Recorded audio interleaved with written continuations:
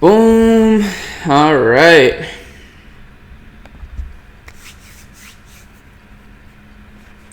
Nice. We are on. Nice. Okay, so let's just post in here. What up? What's up, guys? Hey, notification gang, let's go.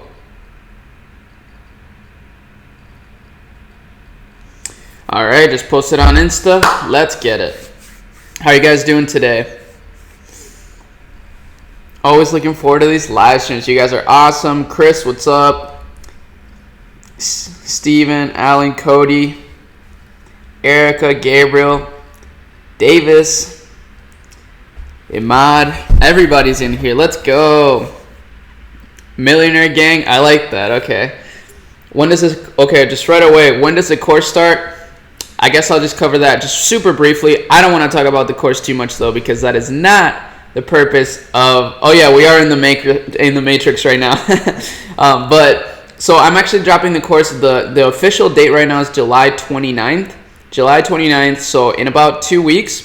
I'm very, very excited. It's amazing. Like, there's so much content in there already that I'm really excited about. And of course, there's going to be a weekly exclusive live stream for the people in there. But don't worry, guys. You know, if you're not going to get in there, I'm still going to be doing live streams on YouTube regularly. Nothing's going to change. There's just going to be an exclusive, you know, kind of like a test group, right? And the reason why I want that is because I am doing like a new trend cove, okay? I am, but only for the course students so that, you know, I can make it clear to not copy and not, you know, expose the store and whatever. But guys, I also have another series planned on YouTube. Not yet. It's probably going to happen in maybe like a couple, like maybe 3 or 4 weeks, but where I actually take a store with that Instagram strategy that I talked about in my previous video. It's actually an awesome strategy that I want to try to implement into my just a random store that I've been wanting to make. Like, it's just a fun store that I have. I'm not going to release the actual store, but I am going to show exactly what I'm doing because that strategy is absolutely free to do. So I know that that's going to help a lot of people. All right, so I do got some value today. I mean, I don't have anything to plan, but I do want to cover some things here in a Google Doc because this way, you know, it'll be easier for those of you that maybe didn't understand what I said or something. So I guess I'll just read some questions off here real quick. Adding 8+ apps on my store. Don't know. It's not good to have a lot of apps. Definitely make sure you keep the apps to a minimum if possible. Otherwise, you're going to slow down your site speed a ton. So that's something I'll write down right now. Site speed. It's a must. Make sure it's fast. Like, honestly, and the voice to do this is honestly just not a lot of apps, you know, not too many products.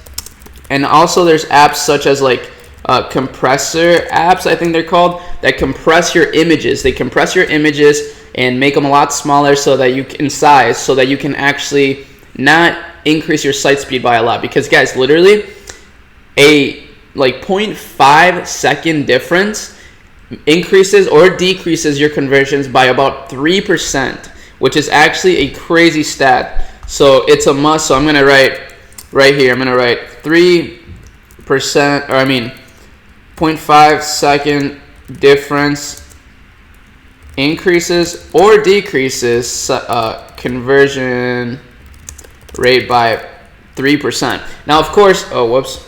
Yikes. Okay, but of course that's not always true. It depends on a lot of different things, but literally that's one of those things that's the most often overlooked.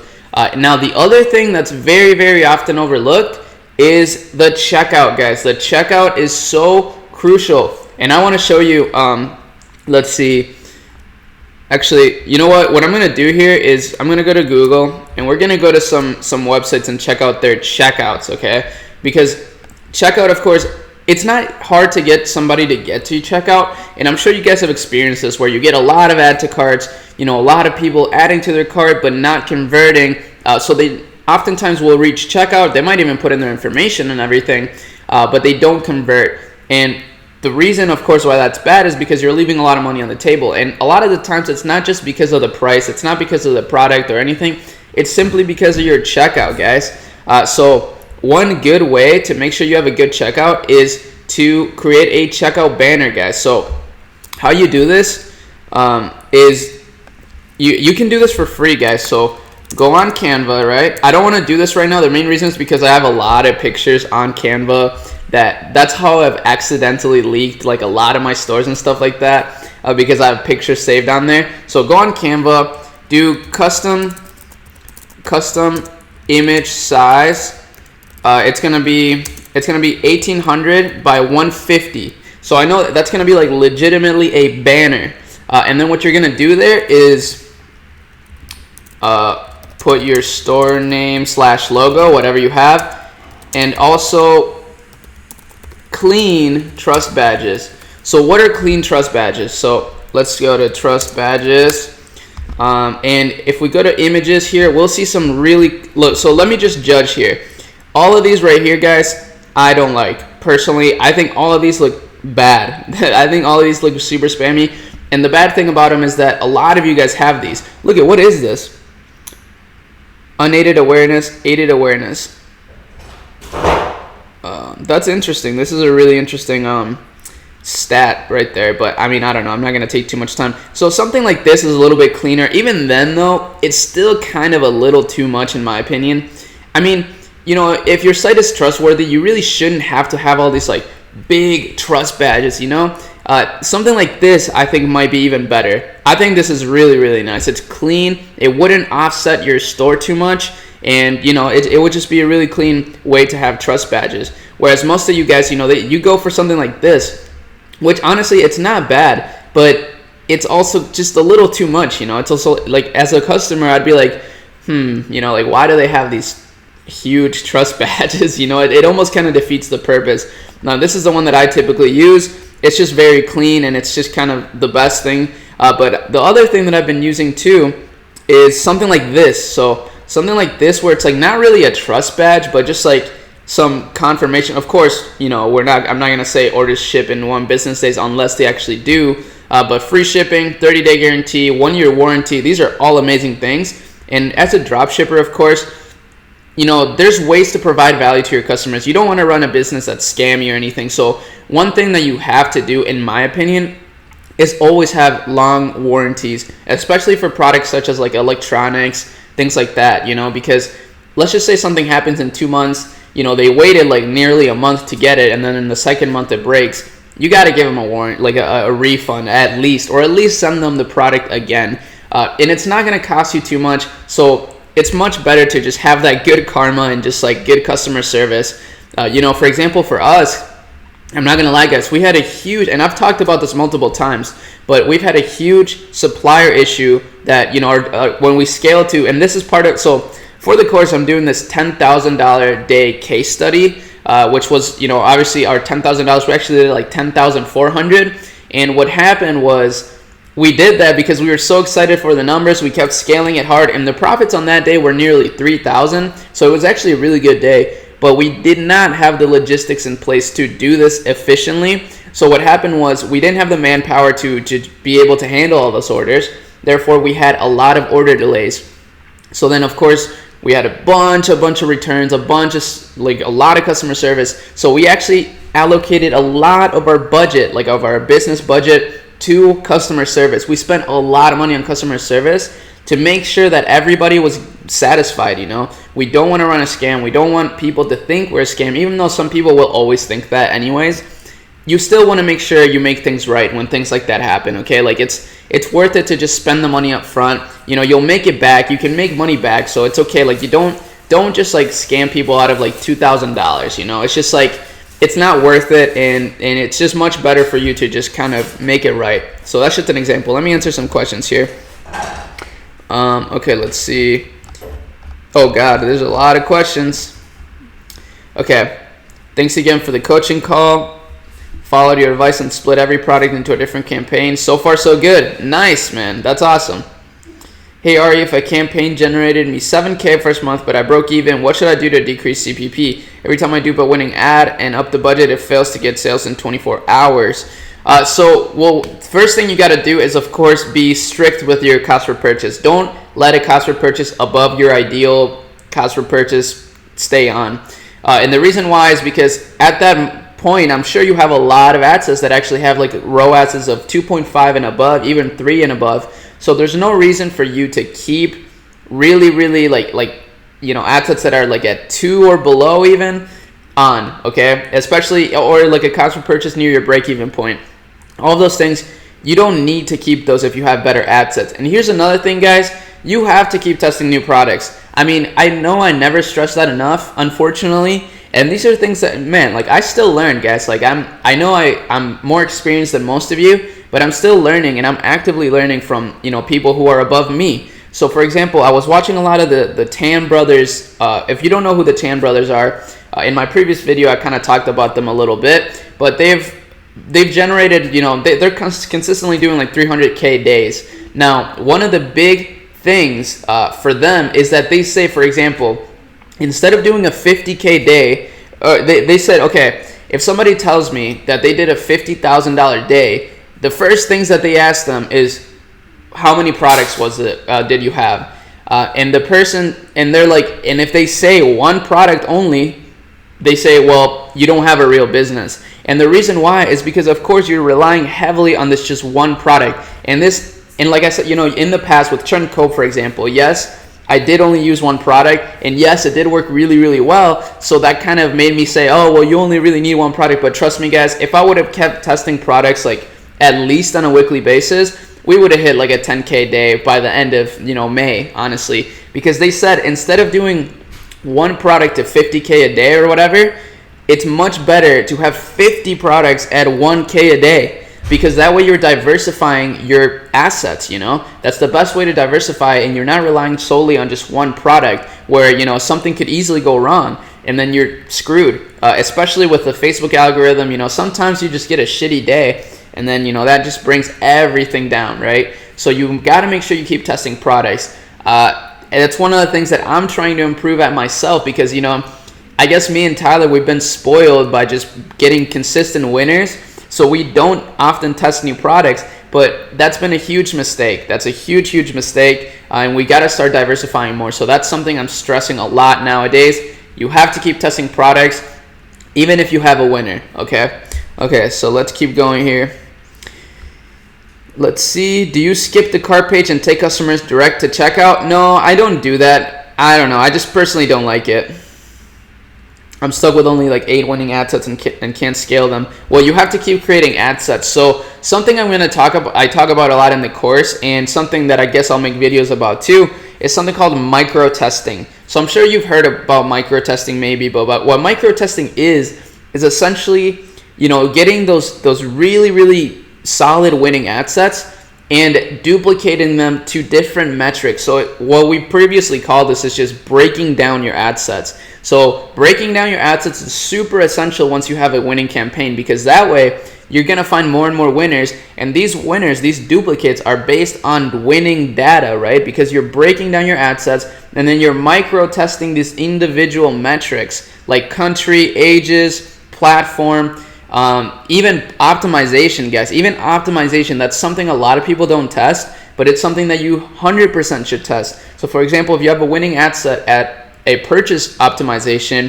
try duplicating it at an add to cart optimization. It can work really well, or even initiated checkouts. But don't start at those. I always start at purchase, guys, and I always will, unless Facebook changes something. But that's what's working right now. It's been said by many, many experts. So, I'm not trying to like throw shade at anybody who says you shouldn't start at purchase optimization, but you definitely should start at purchase optimization.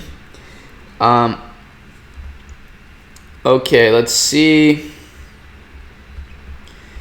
Can you do a simple video on setting up an FB ad account? I do have one actually, so you just got to scroll down on my videos. I have a lot of videos, guys, at this point. So literally, I'm not trying to like talk down my course or anything because it's going to be amazing, but my YouTube channel is a course in itself. If you watch from the very beginning, you'll see so many different types of videos that you'll be like, damn.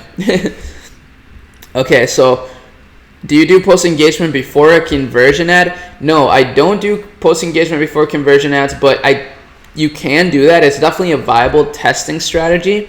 But personally, I don't like to do that because I only like to do that when I know it's going to be worthwhile. So I do it a little bit backwards, I guess. Some people test engagement to see if the product is worth testing with a website conversion campaign. But I test a website conversion campaign to see if the product is worth including a page post engagement ad with. So the reason why you might want to do that is because, let me write this down. I'll do like PPE helps lower down CPMs. And the reason why, guys, is because if you have a really solid product, right, a really awesome product that's getting a ton of engagement, you're getting a lot of sales, it's looking like a winner, it's super important to include some other ads such as PPE or video views or even reach ads to essentially get more reach, more engagement, more video views. And of course, I wouldn't just go super broad on these ad sets because that kind of defeats the purpose. I mean, obviously, anybody can get a ton of good engagement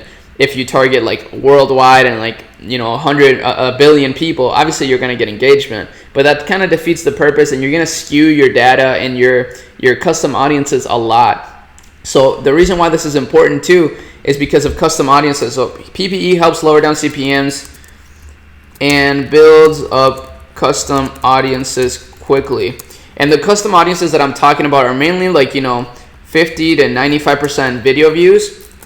And these are actually super crucial, guys. And 50 to 95% video views, I personally, those are kind of my favorite audiences right there. The main reason is because I kind of always use videos. Now, one thing I gotta say, guys, is don't be afraid to test pictures. Now, of course, I know I've said in the past that I always use videos, and I do, okay? I do always use videos, but here's the thing, guys.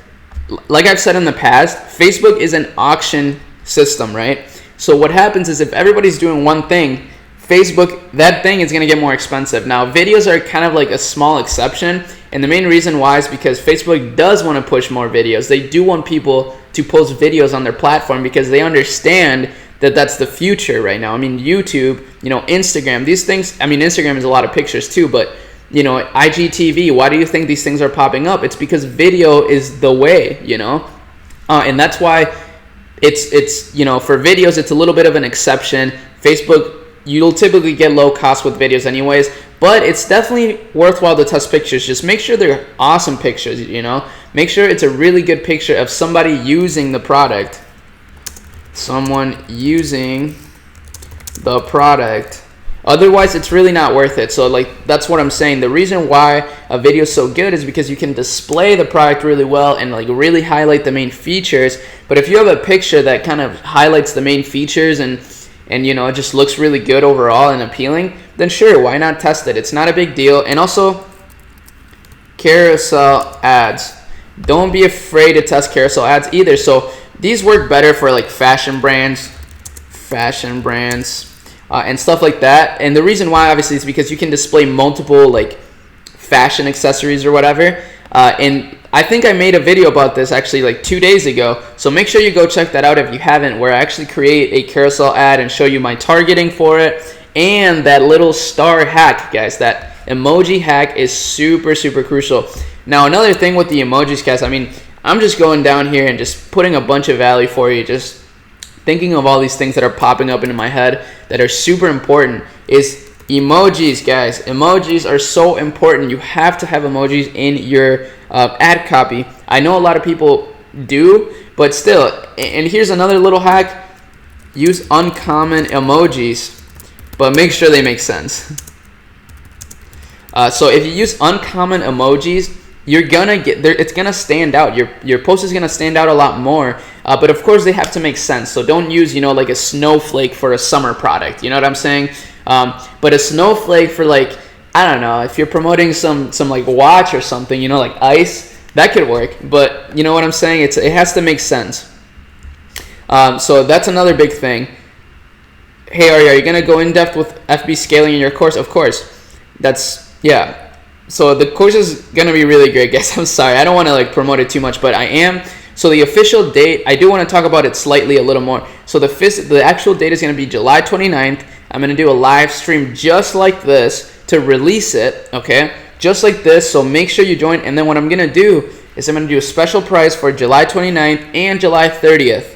So it's gonna go, of course, it's gonna be a special price for the actual live stream, and then for the day of the replay, because of course I understand I have a lot of subscribers from different time zones, so I don't want you guys to have to stay up to like 3 in the morning to get the special price. So I'm gonna make it go till the next day. And yeah, but then I'm still gonna leave the replay of the webinar up. It's just the price is gonna be different. Okay, the price is gonna go up by $100 essentially. But yes, the course is going to be really, really in-depth into a lot of different things. I cover a lot of conversion hack optimizations, and the reason why I do a lot of that too is because our main store, guys, has a 7% conversion rate. Now that is pretty much unseen in the dropshipping game.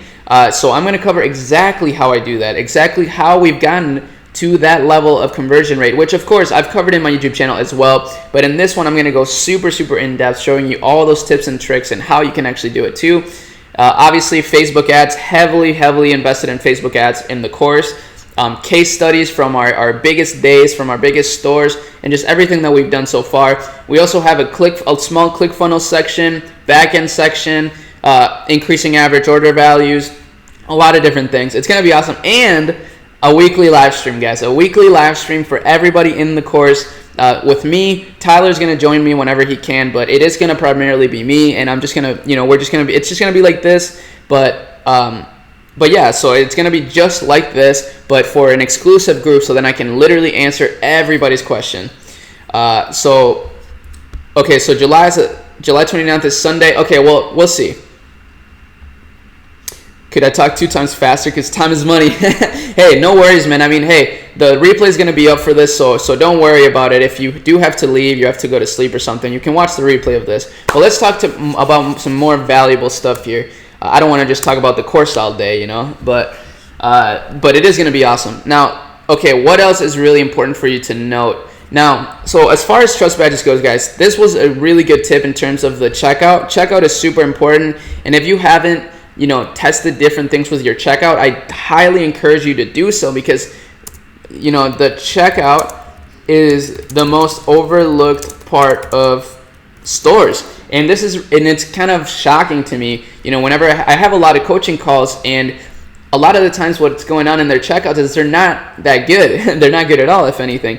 And the reason why you want to make sure that it is really good is because that is the last step of your funnel, which is arguably the most important one. Now, of course, there's a lot of other steps to the funnel that are important, but the checkout is like the last little bit, the last bit that you have to sell your product, that the customer is already invested into your funnel. They're already like, okay, I want to buy this, I'm putting in my information, but then something might throw them off. So you have to make sure that everything looks clean and perfect, the colors make sense, make sure your buttons match your buttons. Oh yeah, that's a big one.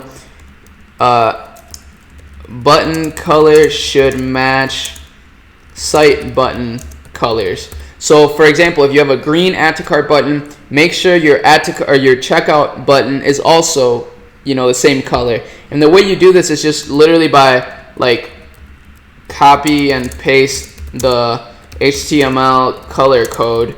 It's super easy, so I highly encourage you to do that. Okay, well, I'm glad you guys are okay with me talking about the course, because obviously I want to give you value, but I do kind of want to inform you on exactly what's going to go on with that. But you don't have to get in there if you don't want to. I'm still going to post daily YouTube videos. Nothing is going to change. The only thing that is going to change is now there will be an exclusive test group that you can join if you want to. That'll be more, I guess, just a smaller test group, which is always a good thing. That way we can be more thorough with those specific people. Now, another thing, guys, that's really important is you have to make sure you test a lot of audiences, guys. So test. And here's what I was saying earlier is when you have micro test, okay? So what sets or $5 a day. So break them down into $3 or $5 per day ad sets. I always do 5, just because, like, I don't know, 3 does work, but it's just so slow. And 5 is not that much faster, but even that little bit of faster data, I do like that. Now, you could try higher budgets than that. You don't have to stick to $5 a day, guys. The reason why I love them, though, is because typically they will ensure a very low cost per purchase. Now, once you do have winners, you can be really strict with your ad sets. I mean, if they don't get a sale on the first day at $5 a day, you can cut that, I think. Now, I don't always recommend to do that, depending on your profit margin. So if your break-even point is like $20, then maybe let it run for at least $10, But otherwise, if your break-even point is like 10, you can cut it after 5 once you have winning ad sets, only if you have winning ad sets already, though. And this is going to be the best way for you to maximize your profits, because if you're not if you're not cutting your ad sets at wherever you actually, your ideal profit margins, and by profit margins, I mean like your percentage of profit in terms of revenue, then you're going to start losing money pretty quickly. So it's really important to be strict with ad set CPP once you have multiple winning ad sets. This will ensure profits. So essentially I just got in this what's it called? I got this Excel spreadsheet. I will put up the replay. You don't have to worry about it. But I put up this Excel spreadsheet, or not put it up. I just got this Excel spreadsheet that you can like type in your profit margin, and it shows you the ROAS. So like what ROAS you need to look for, and what, obviously the cost per purchase that you need is obvious, but the ROAS is also really important.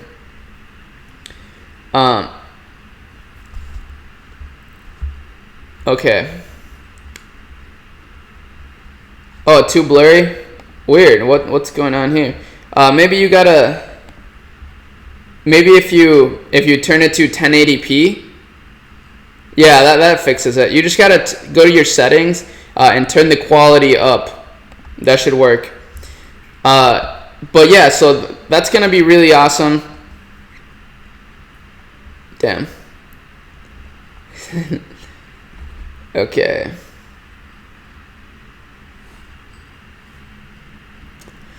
Hey Arie, most of the products I tested in the past got a pretty good CPM, but I tested a female product today and my CPM is higher than usual. Do you have any idea why that is?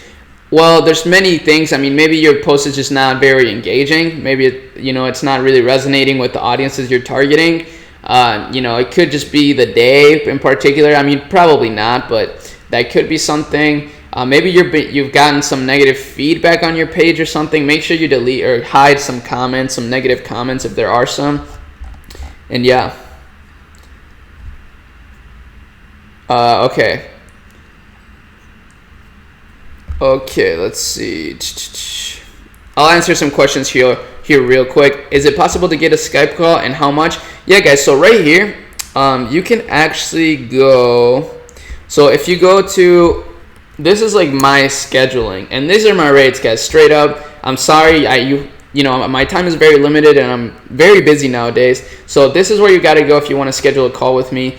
And a lot of people do, and they do get a lot of value from it. So I do recommend you do so if it's what you're looking for. But if you don't have the money to do so, it's all right. Just, I'm not going to lie. Like, for me personally, I never did any of these things. I never paid anybody for like coaching or anything up until this year. In the beginning of this year, I was like, you know what? We got to take it to the next level, Ty. We got to start paying people. We got to start investing more into our education. And we did, and it helped a lot. So let's see. Still worldwide targeting or top 20 countries for testing. So I still do worldwide, but I kind of mix it up sometimes. I do try with tier 1 sometimes. It just really depends on a lot of things. But for the most part, worldwide does give you lower cost. So I still kind of do worldwide. Real question. You've said in the past you created a purchase campaign with at least 20 ad sets when starting off with a product. Do you make each ad set $5? Yeah, I make each ad set $5. Would you recommend the gaming niche? Yeah. How old am I? Yeah, I'm actually 22. I just turned 22 in May. I know, I look kind of young, but, hopefully in the future that pays off. Hi, do you do free shipping worldwide? I understand USA is e-packet, which is little change, but how do you handle international shipping that are not qualified for e-packet and the shipping charge is high? So yeah, I do free worldwide shipping still, but I do plan on testing some different like shipping rates for different countries. And the reason why is because of that same thing. You know, I do have a lot of countries that buy a lot that are actually a lot more expensive and eat a lot into my profits. So that's something I'm going to test, but for the most part, it's not too bad because, you know, my average order value tends to be higher than the profit margin of my products. And the reason why is because I tend to have a lot of upsells in my store. I've been using Zipify a lot lately, so I'm going to put this in here.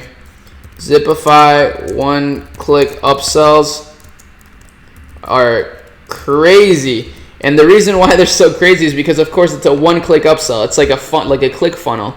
It allows people to buy something after they purchase with the click of a button. So yeah, it's pretty awesome.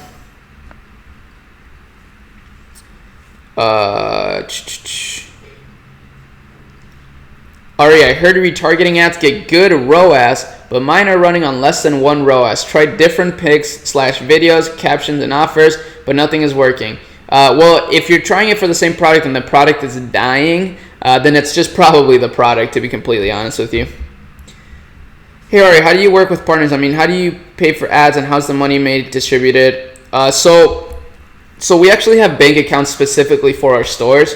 And the reason why you want to do that is, well, many reasons, so that there's no like money being hidden or anything. Even though, you know, Ty and I, we're like best friends, so that would never happen. But if you're doing business with somebody that you don't know too well, you may have to make sure that everything is under one bank account or something, in a shared bank account or something like that, so that you don't get scammed or anything.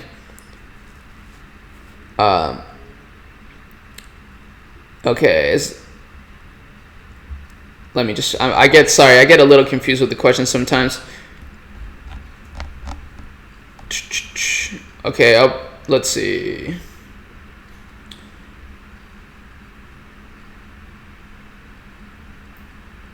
What should the audience size be for Facebook ads? Good question.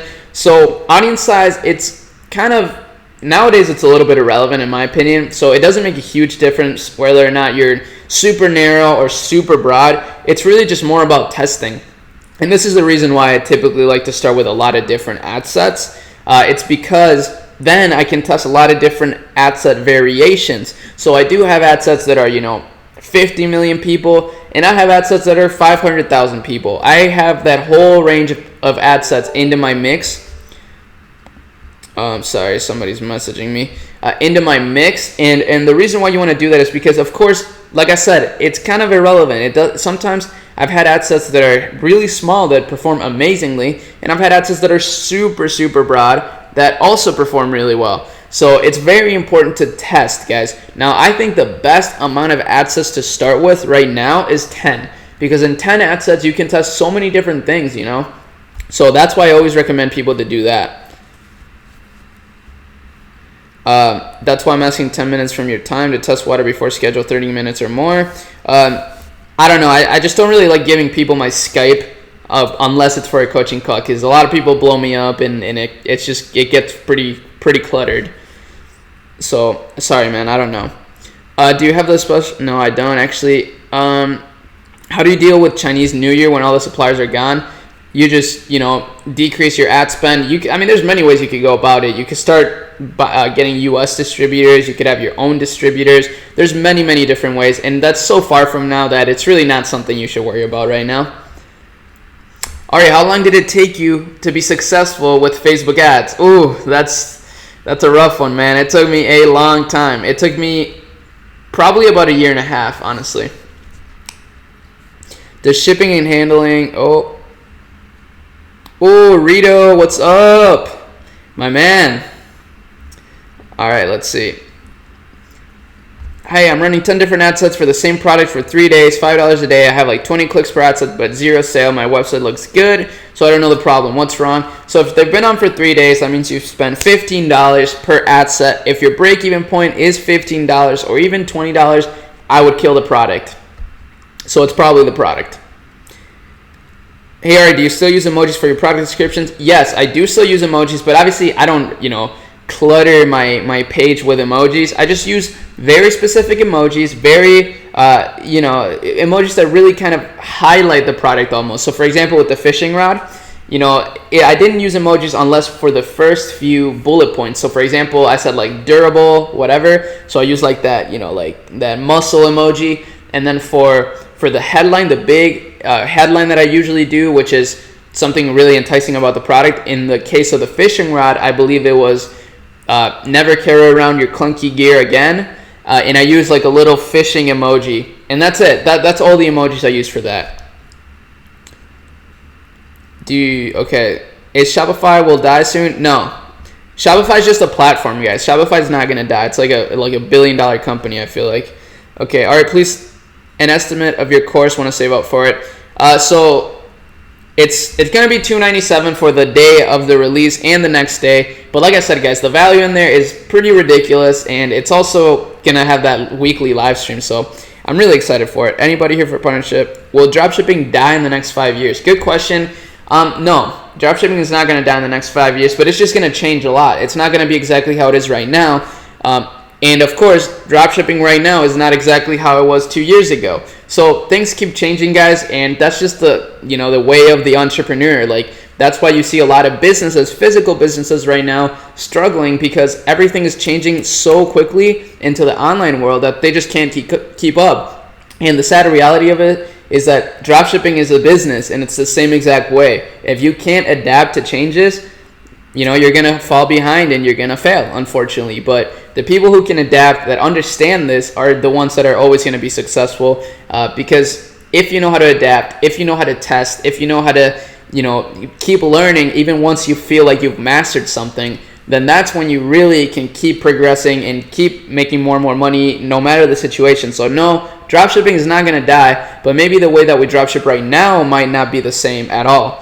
Maybe AliExpress is not even going to exist by then. Who knows? 5 years, so much happens in 5 years.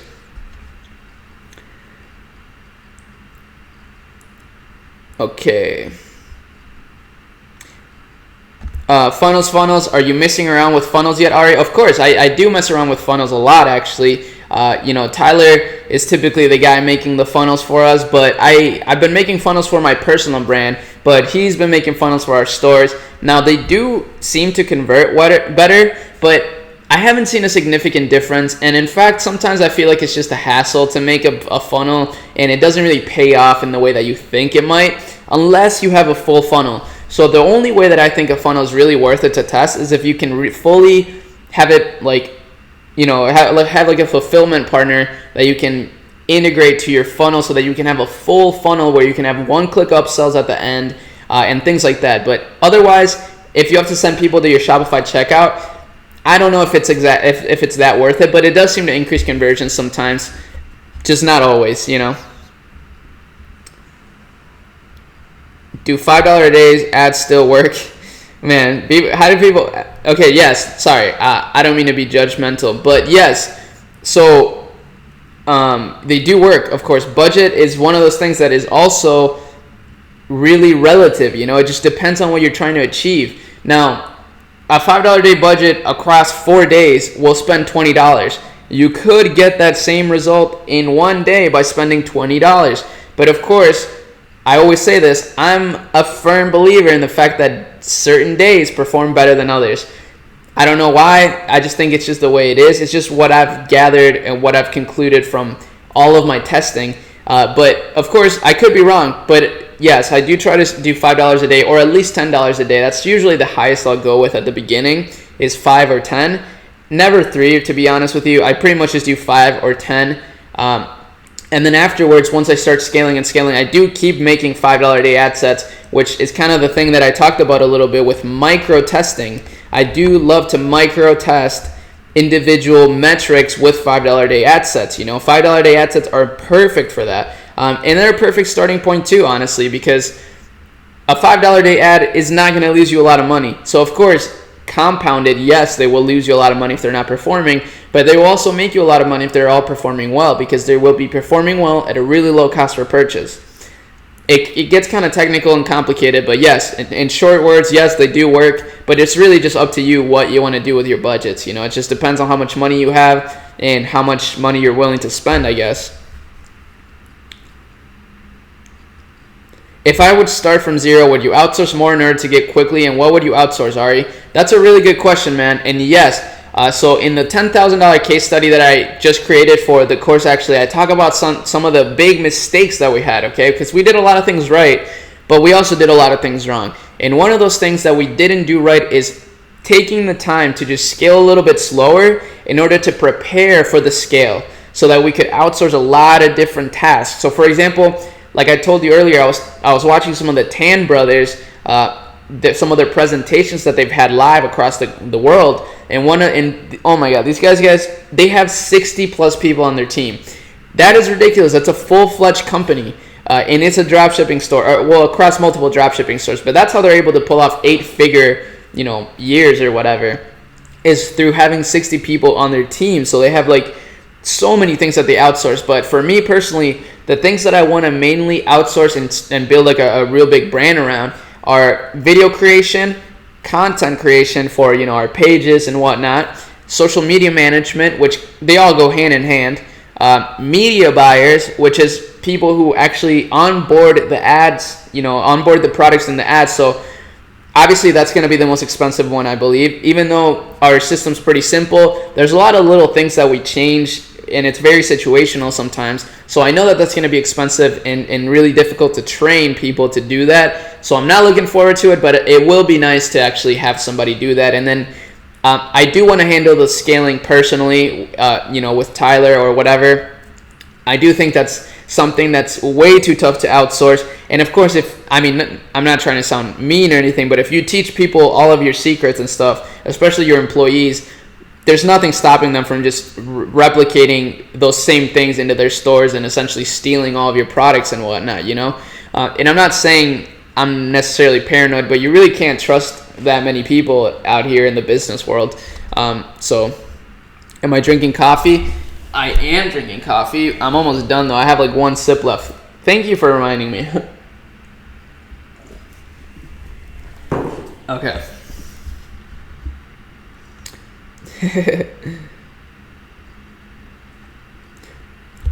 I hate my 9 to 5, man. I'm going to work for one more month and save money for e-commerce. There you go, bro. Hey, while I was working, honestly, I quit my job in December of 2017.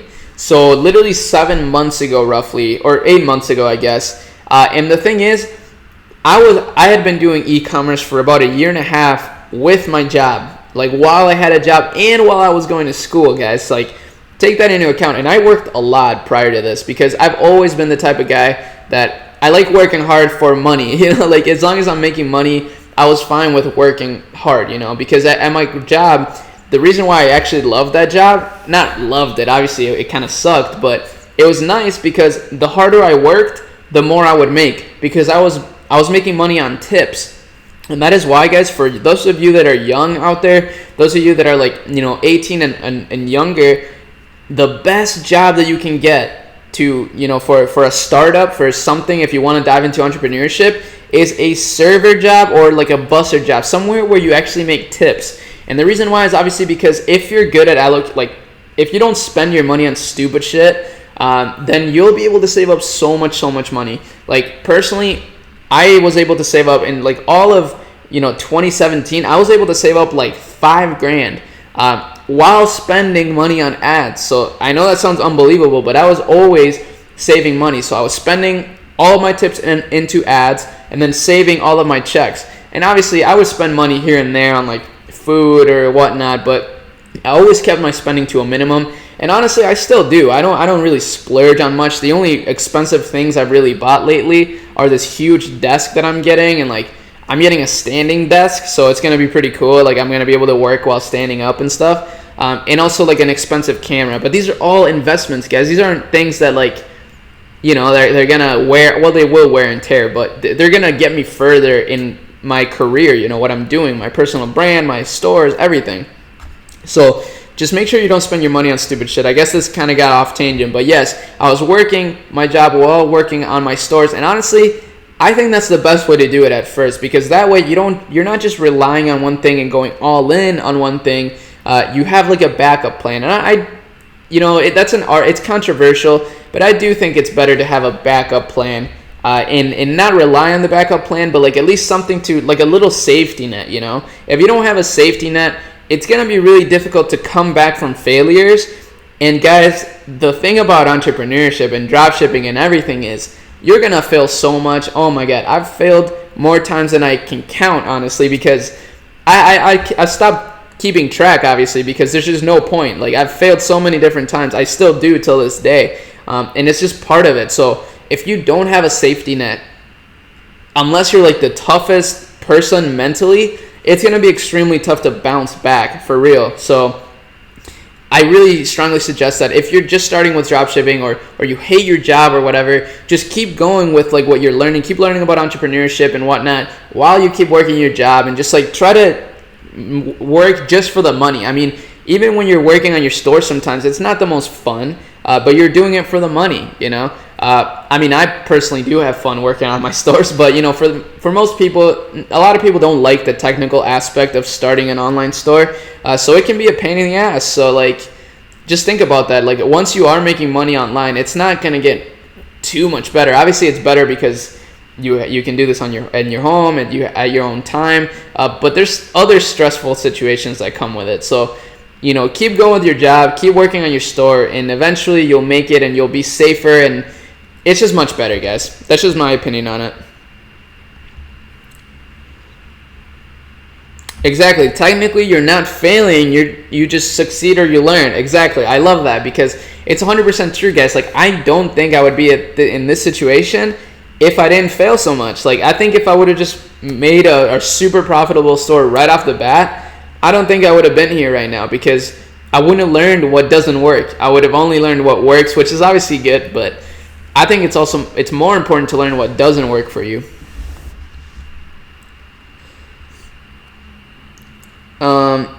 It's fine if I'm targeting 7+ countries with 4 interests plus narrowed. Yeah, I mean, you can try it. 10 million people is, like I said, audience size is not a huge determining factor on the success of your ad set. It's really more about like, it's really more just about like if it makes sense to target that audience, and of course how good your video is and your funnel is. It really comes down to those things, and your product, of course. But the audience size, guys, don't worry too much about audience size. Now, I'm not gonna lie, if I have to be completely objective and like super reasonable or whatever, I'm gonna say I think the ideal audience size is between like 1 million. I would even say, 1 million and like 10 to 15 million. So sure, if you can get your audience size to those sizes, I think you'll have a much higher chance of seeing success. Even 500,000 to 1 million. I don't think there's such thing as like an audience that's too small, unless it's like under like 200,000. I would still test it even if it's like 250,000. Like, I've tested audiences like that even recently that have worked really, really well. So yeah, that's definitely something you could try out. But just make sure the audiences that you're trying out make sense. Like, don't just keep it too broad. Personally, I just don't think that works as well. For a lot of people, it does, just because Facebook is really smart. The algorithm will find you purchases and whatnot. But I do kind of like to test ad sets that are a little more targeted, even though they're still pretty big. I like those big targeted ad sets. So like, instead of targeting people who love tools, I would target like a hardware store, that's like still like probably 10 million people, but it's a little more targeted. You know what I'm saying? For beginners, is it better a general store or a hybrid? Probably a hybrid. I think probably just a hybrid store. Well, no, I think just general, and then start turning it into a hybrid, and then potentially turning it into a niche store. But even then, I mean, I don't know. I think the hybrid stores are just the best. Like, I think the hybrid store is amazing. But yes, start as a general store, and then start diving into like a broad niche. That's going to be the best way to do it, because you're still going to maintain the general aspect of your store, but you're going to be able to further take advantage of back-end systems and branding. So that's why it's super important to do that. Hey, do you put the logo plus trust badge in your checkout badge like you said in the beginning of the live stream? Yeah, I do. I put that in my but I make it in those ratios that I said. So I make it in 1800 by 150, and I make sure that it looks super clean. Don't make it look spammy. Don't use these traditional, don't use these trust badges, guys, right here. I mean, you can, and if you do, that's fine, but I would not use these, for example. These are the ones that everybody uses. So personally, I don't think that's smart, but it's up to you. Or this one. I don't like this one either. I mean, you can do it, and if you're seeing success with these, don't change it, okay? That's another thing, guys. If you're seeing success with whatever it is you're doing, even if everybody tells you it's the wrong thing to do, keep doing it. And that's one of those things that, there's really no right or wrong way to do things. Of course, there's ways that have worked for me that are more ideal. There's ways that have worked for other people that are more ideal, but it really comes down to your own testing, guys.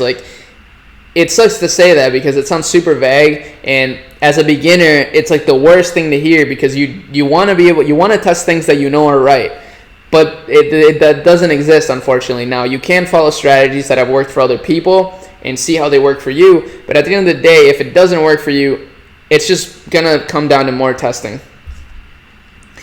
It's okay, guys. So I am gonna get off. Unfortunately, I do have a call right now, a coaching call with one of my students, so I have to get off. It's actually at 12. I'm a little late right now, so I do have to get off. But this was really fun. Like I said, I'm gonna post this in my channel, so don't worry. This will be up on my channel if you want to replay it. I know this was actually a really valuable live stream. I'm really happy I did it, and I'm really happy you guys all joined. I really appreciate it. I had a lot of fun. I love these live streams, and I'll keep doing them every single week, no matter what, even with my course, even with everything. So don't worry, nothing's going to change. And yeah, that's it, guys. I'll see you in the next one.